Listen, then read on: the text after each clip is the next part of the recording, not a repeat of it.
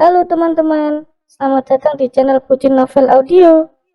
Jangan lupa subscribe ya. Terima kasih. Episode 19. Mama tenang saja, Axele akan baik-baik saja, ucap Axele tersenyum dengan mata yang berkaca-kaca. Kau janji ya? Ucap Mirna mengenggam kedua tangan Axele sambil menatapnya dengan erat. Axele janji, ucap Axele tersenyum lalu mencium kening Mirna. Merasakan benda kenyal yang begitu hangat menempel di keningnya, Mirna langsung meneteskan air matanya penuh kebahagiaan. Dia langsung memeluk Axele dengan erat dan menenggelamkan wajahnya di dada bidang Axele. Dia tidak menyangka jika putra kecilnya dulu kini telah tumbuh menjadi pria yang sangat berani, walaupun dia tumbuh besar tanpa belayan hangat dan kasih sayang darinya. Namun, Mirna berjanji akan memperbaiki semua kesalahannya dan membuka lembaran yang baru bersama keluarga besarnya. Axele, ayo kita pergi. Pran dan Dirga telah mengumpulkan anak buah kita, ucap Birma mendekati Axele. Kalian bawalah seluruh pengawal kita. Mama akan menghubungi Askara untuk mengirim bantuan untuk kalian, ucap Mirna tersenyum. Baik, ucap Axele tersenyum lalu melangkahkan kakinya keluar dari kamarnya bersama Birma. Sayang, kau makan dulu ya. Kasihan bayimu jika kau tidak mau makan seperti ini. Bujuk Mirna mencoba untuk menyuapi Alisa. Iya, kau harus makan. Ingat kandunganmu, ucap Mika berusaha membujuk Alisa. Nyonya mau apa? Biar Bibik buatkan. Asalkan Nyonya makan ya. Kasihan kandungan Nyonya jika Nyonya terus seperti ini, ucap Bik Ijah ikut membujuk Alisa. Ma, ucap Alisa lirih sambil menatap Mirna yang sedang duduk di sampingnya. Iya, sayang, kau mau bicara apa? Katakan kepada Mama. Kami di sini akan setia mendengar ceritamu, ucap Mirna membelai lembut rambut panjang Alisa. Apa Alisa jahat, Ma? Alisa tadi tidak memperdulikan ayah saat dia terjatuh di depan Alisa. Alisa adalah seorang putri yang sangat jahat, Ma. Alisa harus meminta maaf kepada ayah. Alisa harus menolong ayah, ucap Alisa menangis kesegukan mengingat perlakukannya kepada ayah tadi pagi. Tidak, sayang, kau tidak jahat. Bahkan kau adalah seorang putri, seorang istri dan menantu yang sangat baik. Jadi tidak ada mengatakan kau jahat sayang, ucap Mirna dengan lembut sambil terus berusaha menenangkan Alisa. Iya, Nyonya adalah wanita yang berhati lembut. Jadi tidak ada yang mengatakan jika Nyonya itu jahat, ucap Bik Ijah ikut menenangkan Alisa. Kau tenang saja, Al. Aku yakin Kak Axele akan membawa ayah pulang dengan selamat. Jadi kau tidak perlu merasa cemas seperti itu. Lebih baik kau sekarang makanlah. Nanti setelah ayah pulang kau minta maaflah kepadanya, ucap Mika tersenyum sambil menyendokkan makanan ke mulut Alisa. Iya, sayang, kau makanlah. Ingat kandunganmu. Jika ayah tahu kau tidak bisa menjaga cucunya dengan baik, sudah pasti dia akan semakin kecewa kepadamu, ucap Mirna tersenyum sambil menghapus air mata Alisa. Melihat perlakuan Mirna, Alisa merasa sosok ibu yang telah lama pergi meninggalkannya kini datang kembali. Dia merasakan kehangatan yang luar biasa di setiap sentuhan lembut yang diberikan Mirna kepadanya. Berada di samping Mirna membuatnya merasa sangat nyaman, bahkan dia merasa sosok ibunya telah hadir kembali di dalam tubuh Mirna. Ma, apa boleh aku memelukmu? Setelah kejadian 15 tahun lalu, aku tidak pernah lagi merasakan hangatnya pelukan seorang ibu, ucap Alisa menatap lekat Mirna. Dek, jantung Mirna langsung berdetak kencang mendengar ucapan Alisa. Memang wajar Alisa tidak pernah lagi merasakan hangatnya pelukan seorang ibu, karena ibunya sudah meninggal. Sangat berbeda dengan kedua putranya. Dia masih hidup sampai sekarang, bahkan dia masih tinggal satu atap dengan kedua putranya. Tetapi kedua putranya tumbuh besar tanpa kehadiran pelukan hangat darinya. Ibu macam apa dia, yang tega membiarkan kedua putranya diasuh oleh pembantu agar dia bisa bebas bersenang-senang keluar sana? Tentu saja, sayang, kau boleh memeluk mama sepuasmu, ucap Mirna merentangkan kedua tangannya sambil menitikkan air matanya. Alisa langsung menghamburkan pelukannya kepada Mirna. Dia memeluk erat tubuh Mirna sambil menangis menumpahkan semua kesedihannya selama ini. Pelukan Mirna begitu hangat, sama seperti pelukan ibunya yang selalu dia dapatkan pada tubuh munggilnya dulu. Melihat itu, Mika dan Bik Ijah hanya bisa menatap mereka dengan penuh haru. Mika langsung memeluk Big Ija sambil menatap haru kedekatan Alisa dengan mertuanya. Walaupun dulu Myrna tidak menyukai Alisa, akan tetapi kini dia dapat menerima kehadiran Alisa dengan sepenuh hatinya. Bahkan kini Myrna sangat menyayangi Alisa seperti putrinya sendiri. Dor. Sebuah bom rakitan yang diciptakan oleh Axele dan para sahabatnya meledak di bagian pertahanan markas geng motor Drang. Bukan hanya suara ledakan bom, tetapi suara senjata api juga saling bersahutan. Sehingga membuat para penjaga yang berada di sana langsung berjatuhan satu persatu. Melihat serangan yang datang secara tiba-tiba, para geng motor Drang dan juga para preman yang berjaga langsung berhamburan keluar untuk mempertahankan penjagaan. Mereka tidak akan membiarkan Axele dan anak buahnya masuk ke markasnya dengan mudah. Namun, bagaimanapun mereka memperkuat pertahanan mereka, tidak akan membuat Axele gentar sedikitpun. Kau telah berani mengusik ketenanganku. Maka lihatlah, akan aku tunjukkan siapa diriku yang sebenarnya. Batin Axele menatap tajam markas itu lalu menyuruh seluruh anak buahnya untuk terus maju. Birma dan Pran bertugas untuk membawa pasukannya untuk menyerang dari depan. Mereka akan membuat keributan yang sangat besar agar para penjaga markas itu fokus berjaga ke depan, agar Axele bisa menyusup dari belakang bersama anak buahnya yang lainnya. Sedangkan Dirga bertugas mengawasi area sekitar markas itu. Dia meluncurkan begitu banyak drone agar dia bisa melihat dengan jelas pertahanan markas itu. Axele dan yang lainnya memang bergerak dengan sangat cepat, sehingga membuat para penjaga markas itu langsung kewalahan. Bos, markas kita sudah diserang. Bahkan jumlah mereka jauh lebih banyak dari yang kita bayangkan, ucap salah satu penjaga melapor kepada Nico dan juga ketua geng motor Drang. Apa, mana mungkin, ucap mertua geng motor itu pucat ketakutan. Benar, bos, bahkan mereka memiliki senjata yang lengkap. Bahkan mereka juga sudah meledakkan beberapa bom untuk menghancurkan pertahanan kita, jelas penjaga itu. Sial, cepat hubungi papa. Kirim semua anak buahnya kemari. Perintah ketua geng motor itu mengacak-acak rambutnya frustasi. Baik, bos, ucap penjaga itu lalu menghubungi bantuan. Bagaimana ini? Tanya Nico dan Tini panik. Bagaimana kau bilang? Ayo serang mereka. Gunakan ini, ucap ketua geng motor itu memberikan senjata api kepada Nico. Kalau tahu begini lebih baik aku mati di tangan papamu saja. Daripada aku mati mengenaskan di tangan Axele, oceh Nico merenungi nasibnya. Keadaan di area markas Drang terlihat sangat hancur. Mayat bertebaran di mana-mana. Birma dan Pran mengajar setiap lawan yang mendekat dengan membabi buta. Sudah lama mereka tidak berperang seperti ini. Dulu sebelum Axele bertemu dengan Alisa, mereka sering melakukan tawuran bahkan berperang seperti ini. Jadi mereka sudah terbiasa dalam urusan seperti ini. Apalagi kini mereka berada di dalam jalan yang benar. Mereka ingin menyelamatkan seseorang yang sangat berharga di dalam sana. Saat ini, tidak ada yang lain dalam pikiran mereka selain membawa ayah pulang dengan selamat.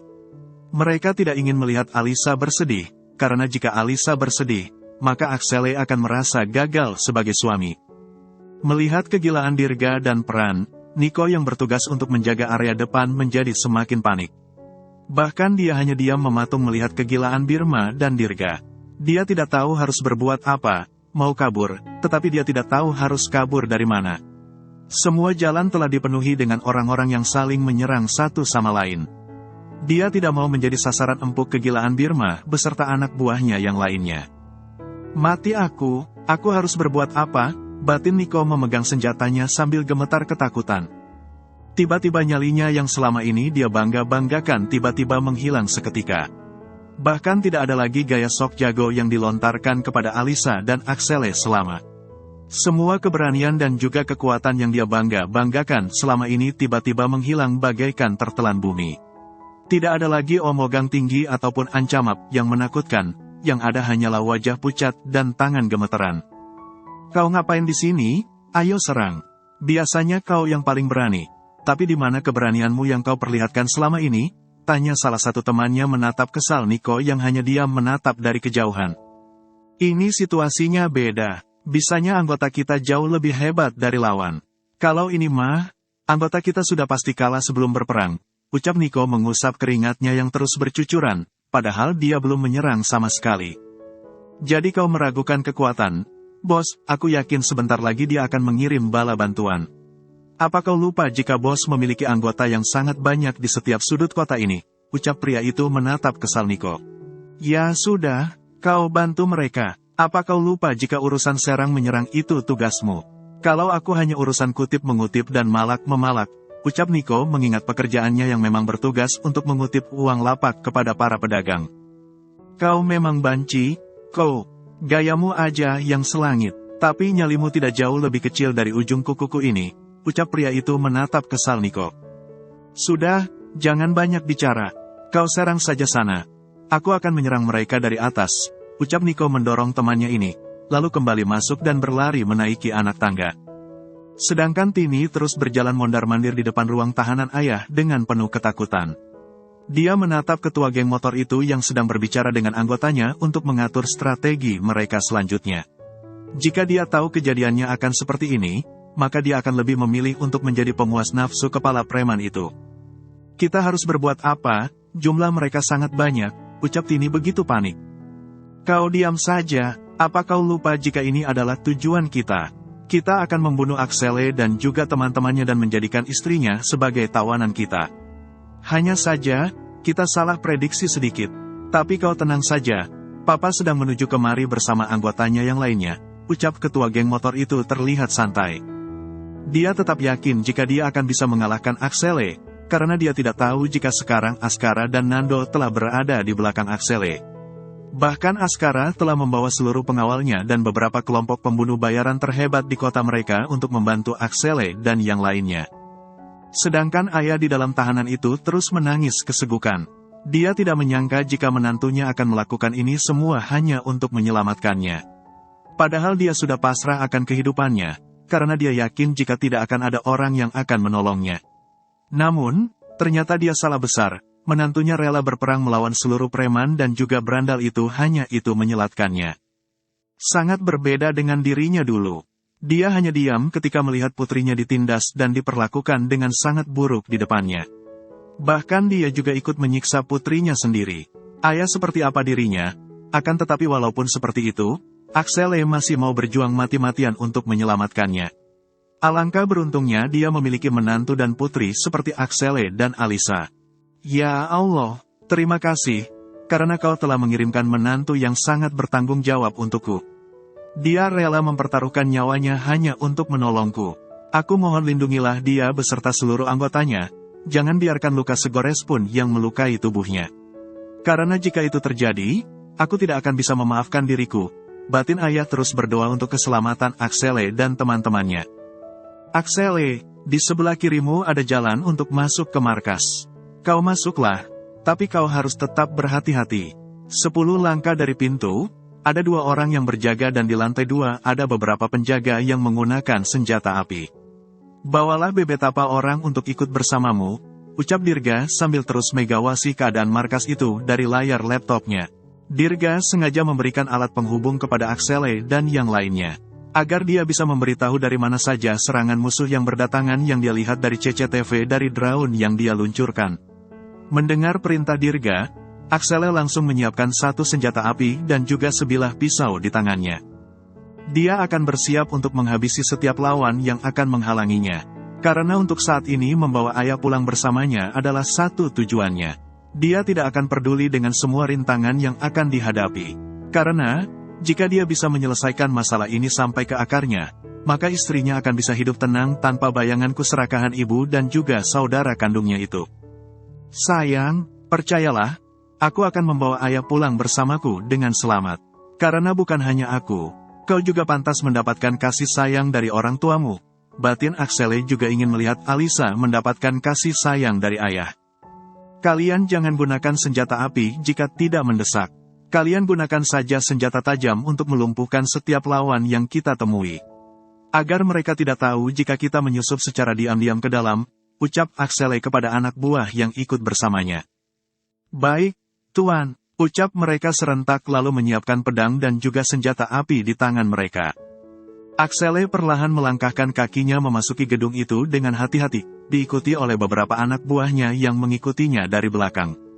Axele perlahan menghentikan langkahnya ketika melihat 2 orang yang sedang berjalan di dekat pintu.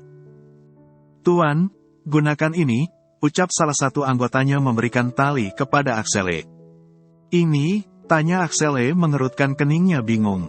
Kita ikat lehernya lalu bawa dia ke ruangan itu. Sedangkan yang lainnya masuk dan menghadapi musuh yang berikutnya, jelas anggotanya itu. Ide bagus, ucap Axele tersenyum kecil lalu berjalan mendekati kedua penjaga itu. Jeb, Axele langsung mengikat leher penjaga itu, dan menariknya ke gudang untuk menyembunyikan mayatnya. Sedangkan yang lainnya menyusup ke dalam dan menghabisi setiap musuh yang mereka lewati. Mereka melakukan tugasnya dengan begitu bersih, tanpa meninggalkan jejak sedikitpun. Bahkan mereka melakukan semuanya dengan sangat teliti, seperti seorang mafia handal yang terbiasa melakukan hal ini. Sesampainya di dalam, Axele langsung mencari ruang tahanan ayah. Dia melihat di dalam markas itu begitu banyak ruangan, sehingga membuatnya kesulitan untuk mencari keberadaan ayah saat ini. Dia dan anggotanya langsung memeriksa satu persatu ruangan itu, akan tetapi dia tidak menemukan jejak ayah di sana. Tidak ada, Tuan, semua ruangan kosong, ucap salah satu anggota Axele. Tidak apa-apa, coba kita cari ke ruangan sebelah sana. Ingat kita harus tetap hati-hati, ucap Axele tidak menyerah begitu saja. Baik, Tuan, ucap semuanya serentak lalu bersiap memasuki markas itu lebih dalam lagi. Mereka semua berpencar untuk mencari keberadaan ayah. Namun, Axele tiba-tiba merasa ada sesuatu yang janggal. Dia melihat jika di dalam markas itu tidak ada penjagaan sedikit pun. Hanya ada beberapa penjaga yang baru mereka lewati saat masuk ke dalam. Setelah itu, mereka tidak melihat ada satupun penjaga di dalam sana. Dor, Ark, Tuan, teriak para anak buah Axele ketika melihat satu peluru panas berhasil menembus lengan Axele. Sial, seharusnya peluru itu menembus jantungnya, gumam Niko kesal sambil kembali bersembunyi. Mendengar suara tembakan itu, para anggota Drang langsung berlarian ke dalam markas itu. Melihat itu, Axele langsung mengambil senjatanya dan menembaki satu persatu lawan yang mendekat. Para anak buah Axele langsung bersiap untuk melindungi Axele. Mereka berusaha memberi jalan untuk Axele agar bisa melewati para musuh dengan selamat. Dor, Dor, suara tembakan langsung terdengar bersahutan di dalam ruangan itu. Mendengar suara tembakan yang terus meletus, ketua geng motor Drang yang berada di lantai atas hanya tersenyum sinis. Dia duduk di kursinya sambil menikmati suara tembakan itu seperti iringan musik yang memenangkannya. Datanglah, temui ajalmu bersama ayah mertuamu ini. Setelah itu, aku akan bermain dengan istrimu yang cantik itu sebelum mengirimnya kepadamu. Gumam ketua geng motor itu tersenyum sinis. Di luar semakin ricuh, tapi kau terlihat santai di dalam sini, ucap Tini menatap bingung ketua geng motor itu. Kau tenanglah, nikmati saja waktumu dan atur tenagamu. Karena setelah ini kau akan ikut bertempur, ucap ketua geng motor itu santai sambil meminum anggur merah yang ada di tangannya. Apa, aku akan ikut melawan orang itu semua? Tanya Rini panik. Tentu saja, apa kau ingin mati sia-sia di tangan mereka? Tidak, ucap Tini gemetar ketakutan. Jika tidak, gunakan ini dan bersiaplah. Aku yakin sebentar lagi Axele akan datang untuk menjemput pria tua itu, ucap ketua geng motor itu melemparkan satu senjata api kepada Tini. Keluarkan pria tua itu, perintah ketua geng motor itu kepada anggotanya. Baik, Tuan, ucap mereka mengangguk patuh lalu mengeluarkan ayah dari ruang tahanannya. Mereka melihat ayah yang sedang duduk meringkuk di sudut ruangan dengan luka di sekujur tubuhnya. Tanpa ada belas kasihan, mereka langsung menyeret ayah keluar dari ruangan itu dan melemparkan tubuhnya ke hadapan bos mereka. Walaupun tubuhnya dipenuhi luka, ayah tidak merasakan sakit sedikit pun. Karena yang ada di pikirannya saat ini hanyalah keadaan Axele dengan yang lainnya. Jika sampai Axele terluka hanya karena ingin menyelamatkannya, sudah dipastikan dia tidak akan bisa memaafkan dirinya sendiri. Bagaimana keadaanmu calon ayah mertua? Andai saja putrimu tidak menikah dengan musuh besarku, pasti kau tidak akan mendapatkan semua siksaan ini, ucap ketua geng motor itu menatap sinis ayah. Aku tidak pernah menyesal karena putriku bisa menikah dengan Axele. Tapi aku malah merasa beruntung karena putriku bisa mendapatkan pria seperti Axele. Bukan hanya berani, tapi dia juga bertanggung jawab. Bahkan dia tidak pernah berlindung di ketiak orang tuanya untuk menyelesaikan masalahnya. Bukan seperti dirimu, yang bisanya hanya memanfaatkan kekuasaan papamu untuk mendapatkan semua yang kau inginkan, ucap ayah menatap tajam ketua geng motor itu. Aku tahu kau sangat membenci menantuku karena kau selalu berada di bawahnya. Kau merasakan iri atas semua kemampuannya. Bukannya belajar untuk bisa jauh lebih baik darinya, kau malah membencinya dan ingin menyingkirkannya. Kau memang seorang pengecut, ucap ayah tersenyum sinis sambil menatap remeh ketua geng motor itu. Mendengar ucapan ayah, ketua geng motor itu langsung mengepalkan tangannya geram. Ingin sekali dia membunuh ayah saat itu juga. Namun, dia harus ingat jika dia masih membutuhkan ayah untuk menyelamatkan dirinya dari amukan Axele. Ikat dia, lalu bawa keluar, perintah ketua geng motor itu bangkit dari duduknya. Dia berusaha membuang napasnya pelan untuk mengontrol emosinya. Mendengar ucapan bos mereka, kedua pria yang ada di samping ayah langsung mengikat tangan ayah dan menyuruhnya berjalan mengikuti bos mereka. Saat melangkahkan kakinya, ayah melihat Tini yang berdiri di sampingnya. Dasar pria bodoh, seharusnya kau menurut kepadaku. Jika kau mau menyerahkan putrimu yang pembawa sial itu, pasti ini semua tidak akan terjadi, ucap Tini menatap tajam ayah. Mendengar ucapan Tini, ayah langsung menatap tajam istrinya itu.